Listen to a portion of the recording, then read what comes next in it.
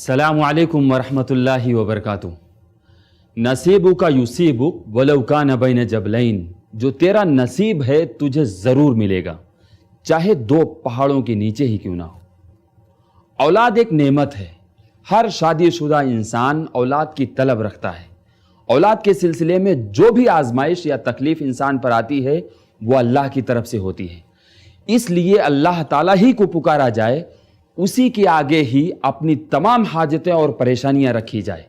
नाजरीन, social media पर बहुत से ऐसे लोग हैं जो लोगों की रहनुमाई करते हैं, सलाह देते हैं कि अगर औलाद नहीं हो रही है तो कैसे होगी, क्या पढ़ें, ऐसा कौन सा वजीफा है जिसको पढ़ने से औलाद होगी। इसी बात को मद्देनजर रखते हुए आज हम लेकर के आए हैं इस्लाम की अदालत में एक वजीफा जो बहुत वायरल हो रहा है। वो है प्रेगनेंसी का वजीफा, हमल ठहरने के लिए वजीफा। अगर औलाद नहीं हो रही है तो औलाद होने का वजीफा। नाज़रीन, आइए ले चलते हैं इसको इस्लाम की अदालत में और देखते हैं कि खबरें कितनी सच्ची कितनी झूठी। सबसे पहले आप इस वीडियो का कुछ हिस्सा देख लें कि आपने सुर्ख रंग का धागा लेना है।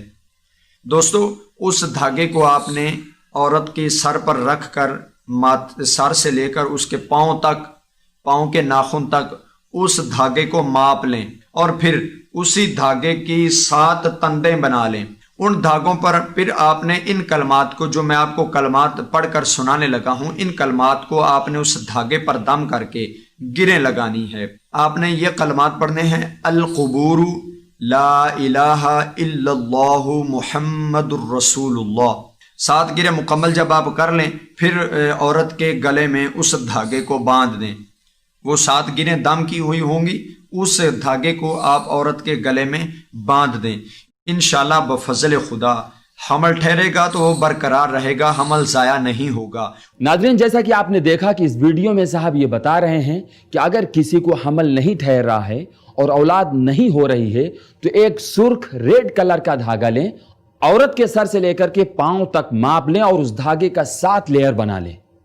फिर उस पर इस दुआ अल क़ुबूरु ला इलाहा इल्लल्लाह मुहम्मदुर रसूलुल्लाह को 7 मरतबा पढ़कर उस धागे में एक गिरह लगा दें।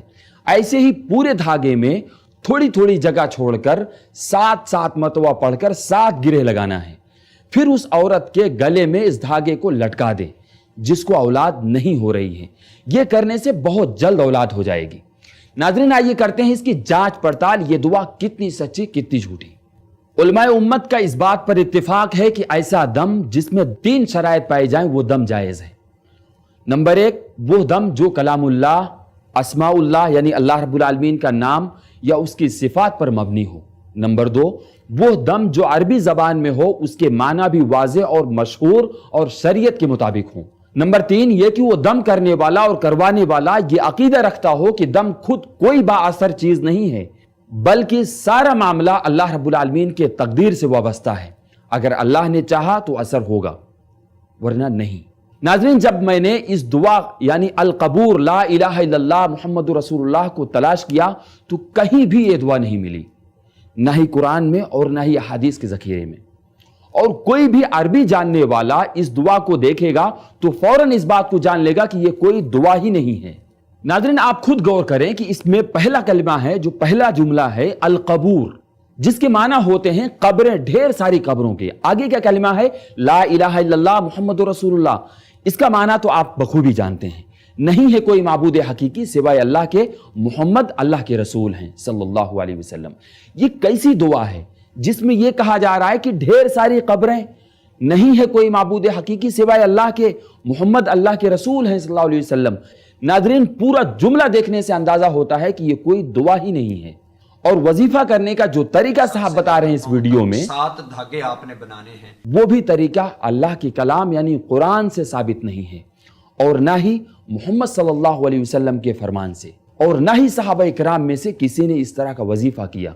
ये तरीका गैर साबित शुदा है। गले में धागा लटकाने की जहां तक बात है, वो भी गैर इस्लामी है। सहाबा इकराम अगर अपने बच्चों के गले में धागा देखते तो उसे काट कर फेंक देते और धागा लटकाने वाले से नाराज हो जाते। एक बहुत ही मशहूर वाकया है, अब्दुल्लाह इब्ने मसूद रज़ी अल्लाह ताला अन्हु अपनी बीवी के गले में धागा पाया तो पूछा ये क्या है।